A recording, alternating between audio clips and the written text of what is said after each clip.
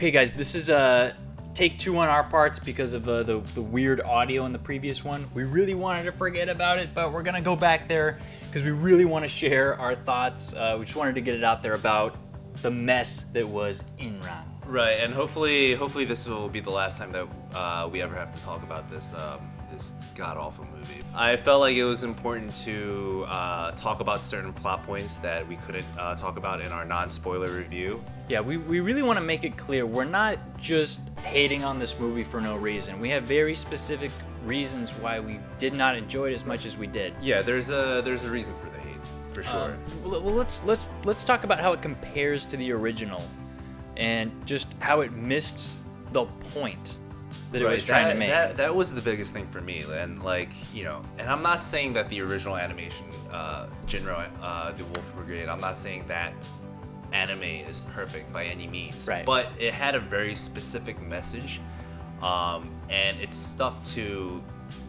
The thing that I really appreciated about that animation was that it stuck to its guns, and it stayed consistent with its own tone, and delivered on the message that it wanted to get across.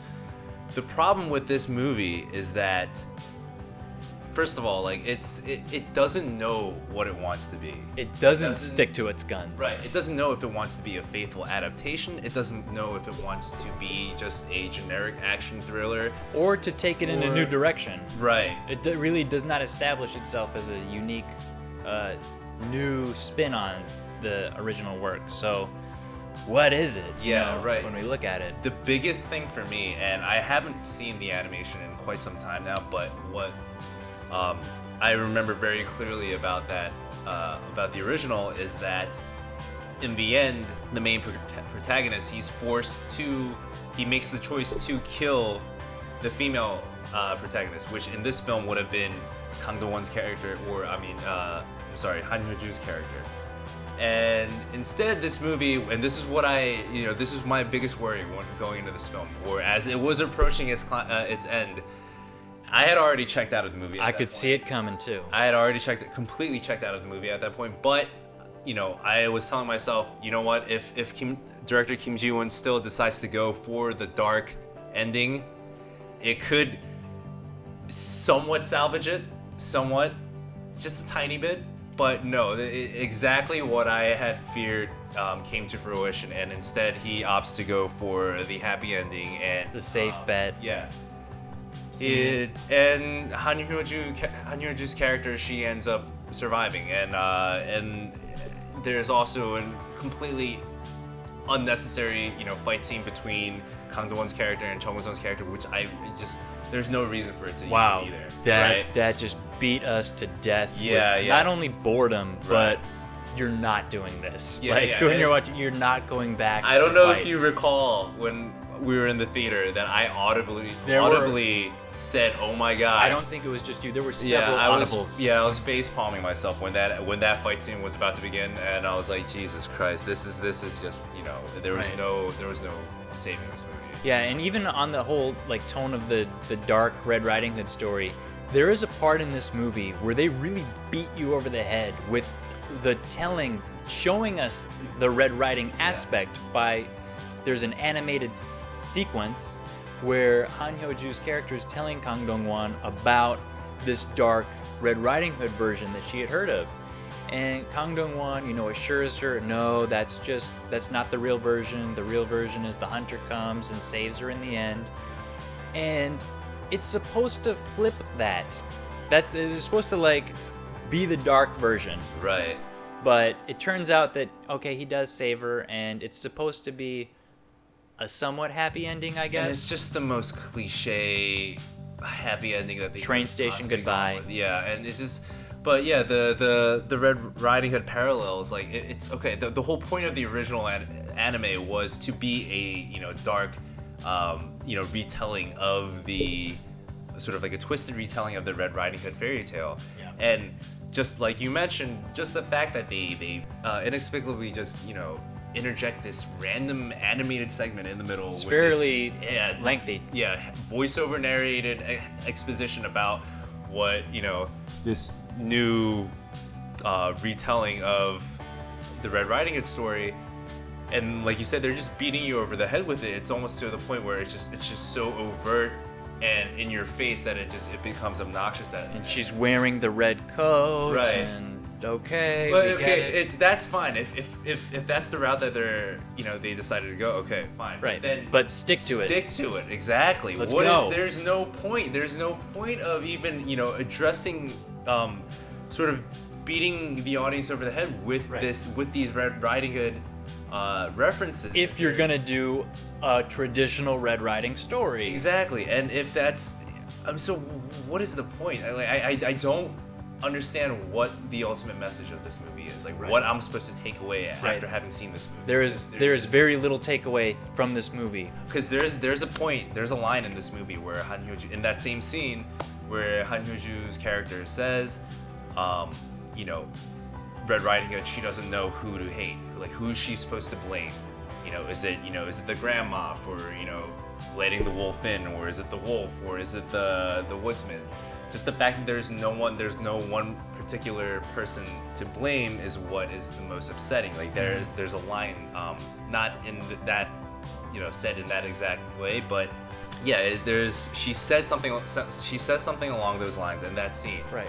It's like who to blame for the travesty that occurs. And if they had gone with the original dark ending of Han Hyo-joo's character ultimately having to be killed in order to maintain the lie and in order for the greater good, and then that kind of it would sort of it would give it that like sacrificial like weight that she's trying to go for there. Like who do you blame for tragedy strikes? There would actually be somewhat of a point to the story then. It would parallel those lines spoken by that character about how she's just a victim of circumstance, and she can't necessarily even blame one person. She can't blame the government. She can't blame the sect. Everyone is sort of has had a hand in her demise, or in just like that's nature. That's the world. Right, and it's a really dark, depressing, morose way to end the film, but that's kind of what the point of the original was. And that's the way they were setting it up to be. Yeah, that's the thing. The fact that they were even setting it up that way is what pisses me off about them deciding to go with the complete mainstream. Right, and it's not like, oh, surprise, we're not following the original. It's like, oh, lack the guts. Right, you didn't go there. Oh man, and that kiss, the kiss scene, cringe. Oh my god. See, here's the thing, man. Like for some reason, director Kim Jee-woon decided to make a melodramatic romance film. I mean, I would say the entire film is sort of like, it's a melodrama in, with the veneer of an action thriller. Right. It's a guy trying to protect a girl. I mean, in the most basic of senses, he's running with her, he's dodging, he's supposed to have some kind of defense skills. This random just kiss scene happens in the bookstore when Kang Do-won's character has just met Han Hyo-joo's character, and yes, we do find out later that she's supposed to be a trap. She's there to sort of seduce him and to get him in this situation to sort of create a scandal to discredit the special forces. But even still, at that point, like with the audience is not aware of this. So the fact that Kang Do-won's character would just having just met this person, it comes out of nowhere. Literally like an hour earlier, and for her to just kiss him and to take him to the bookstore at night after the curfew, and we're supposed to buy into the fact that they started developing a relation from that point. And the most ridiculous, what's even more ridiculous about that scene is the fact that he's technically going. This is at that point, If you were to rewatch this, knowing everything. Well, no. Even so, we find out later that Kang Do-won's character, he knew that this was a setup the whole time, right? Right. But we don't know that. The audience doesn't know that at that point. So you're supposed to buy into the fact that this is a genuine kiss. Well, no, not just a kiss. That he's going to meet this girl because he's he believes her to be the older sister of the girl that ended up blowing herself up in the sewers, right? So he's meeting the older sister to give her, a keepsake that the dead girl left behind. And all of a sudden, we're supposed to believe, after they just met, that they're gonna kiss in a bookstore in such a dark moment. Right. Yeah, it does not work. So we were talking earlier about, I mean, perhaps Kim Jee-woon just does not know how to shoot romance or drama. I mean, thinking back to his filmography, yeah, that could be it. Potentially, like in a comedic or satirical way, he could pull it off. But this is very. It takes itself so seriously. 7 p.m. drama series. Oh my god. 10th episode. This is the kiss that everyone's been waiting for, and it happens like 30 minutes into the movie. So, I mean, I would say this is probably worse than most more cringeworthy than a lot of Korean dramas, because this wanted to be and at least those dramas have drama. time to develop the romance, right? This is just it's just you cannot.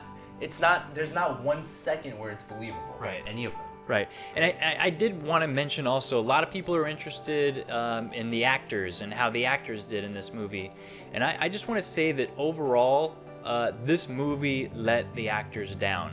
And I wouldn't say a particular actor, was necessarily bad. It's just because it's such a bad movie overall, poorly written, poorly constructed, the actor could really act their face off, and we're not going to get a lot out of it just because of how it relates to other characters. Every character in this movie was written almost like in a vacuum, like without any sense of who the other actor's going to be that's going to play it, how they're going to relate to the story. The one character that I did learn from one of you guys on YouTube, the guy who plays who is the Shiny member? Oh, Minho, yeah. Minho. Apparently, that part was not actually in the original animation. Yeah. So the fact that I learned that afterwards really made a lot of sense. Yeah, it definitely puts it into perspective, because his one particular scene is just it doesn't need to be there. Like, you could take that out of the film and it would not affect the story at all. His whole part. So I heard there could potentially be some changes when this does arrive on Netflix in international territories.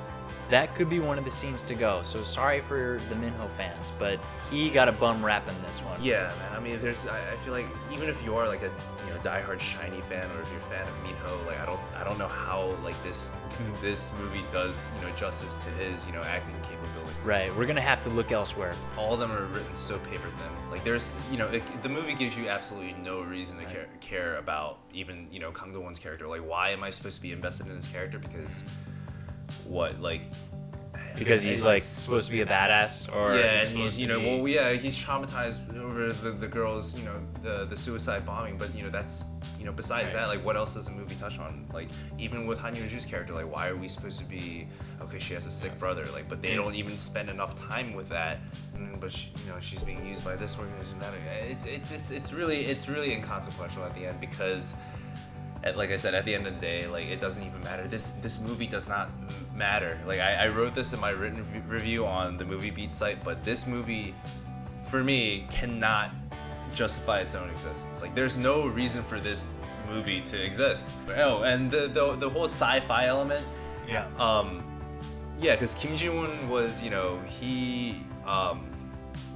described the film. Yeah, in a bunch of interviews, he described the film as a sci-fi action thriller. There's really no sci-fi elements that are actually, visible on screen. Yeah, I would say zero. Yeah.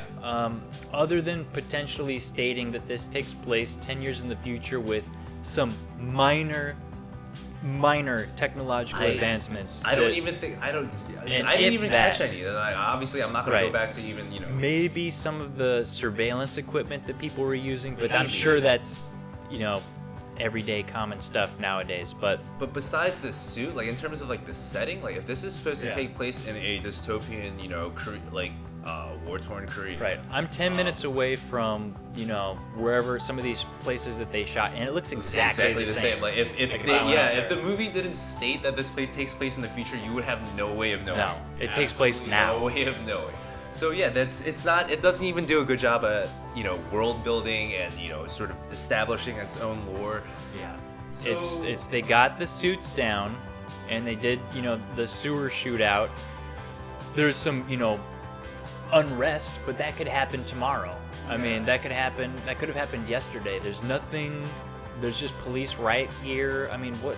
Some dirty streets. Dirty streets don't make for a sci-fi movie. Right. So, It's- newspapers flying around. It's just a dirty, rundown city. maybe that one drone that just Oh, randomly yeah. showed up during the shootout at The cops have Tower. some drone equipment. Which was taken out immediately, by the way. So there's really even that drone. There was no point in It wasn't. having that drone in that scene. It was not some scary Terminator drone. It was just like somebody flying a CG drone that gets blown out of the sky. Like, just, the action is completely inconsequential. Like that whole training scene where where they're shooting rubber bullets at each other, completely unnecessary. Does not need to be there. And it was really long. Yeah, it was super drawn out. And the sound effect for those like bullets was annoying. yeah. It was like a ping pong ball Right. like bouncing off of. Ugh. Yeah, and just the sewers. It just I mean that actually comes straight out from the original animation, but even that, it was just super drawn out and just way longer than it needed to be. And it's just, at the end of the day, the guy's holding a freaking machine gun, Right. a chain gun. And you want everybody he blows away to have some like boom, oh my god, there's another person blew. Oh my god, it's just like, man, okay, he's blowing away a bunch of people that we don't it's care just- about. It's just he's blowing away minions. Yeah, just cannon fodder. Yeah. Like, you're just watching him just take down, People that you have no idea who they Right. are. Bad They guy just number one, they, bad they guy work number for two, this and- organization B, organization A. So we want to forget about this movie. We want to move on. Like we say, we're hoping for some sort of a rally from Kim Jee-woon in his next movie. So I hope he doesn't take it too hard, but I hope he does get a gut check. Yeah, because I really do hope that he finds his footing after this hot mess, because this is like we've said before, this is a director that we both really like. I can see why this is going straight to streaming services. That's probably a late decision that came into international sales. Possibly, Or- man. I think a lot of people could have dropped out when they saw the final cut, because it's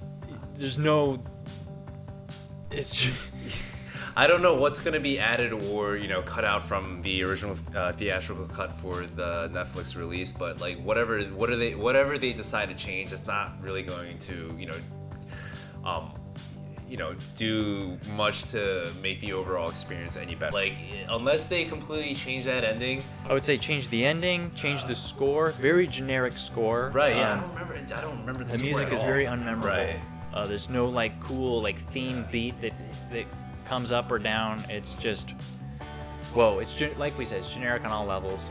Anyways, I'm finished talking about this movie. Yeah, I'm done. This is just yeah. We really wanted to just get this off our chest and explain, if somewhat coherently, why this was such a miss for us. Right, and especially because I'm sure there were a lot of people like actually looking forward to this. Yeah. You know, And maybe shocked at how our reaction, Right. how negative it was, whether it be fans of the original Jinro, or the actors. or the actors, or just Kim Jee-woon as a director. This isn't simply a case of being like super jacked for a movie and being disappointed. Not at all. If anything, No. we went in there with lowered expectations because Right. There was some buzz. I mean, on release day, there was buzz about potentially being. So that's in wrong, and that's a lot of the stuff that we did not like about it or that didn't work for us. When you guys do eventually get to see this, please let us know your thoughts. If you do actually want to give this movie your time of day, Yeah, I would. Yeah, we will recommend against it, but I would always say watch it for yourself. And you might agree with what we have to say here. So there's definitely going to be better stuff out there to watch. But if you do happen to want to see it, watch it, and you'll probably forget about it. All right, so that's our in-run rant / spoiler-filled discussion. So take that for what it is, Right. and I mean, we could definitely keep going, but it's just like the sooner we get this movie out of our heads, the better, I think. yeah, we're gonna call it a day and call it done for in-run. And so Stay away from this. stay away. Stay far, far away. All right. Bye, guys. Later, guys.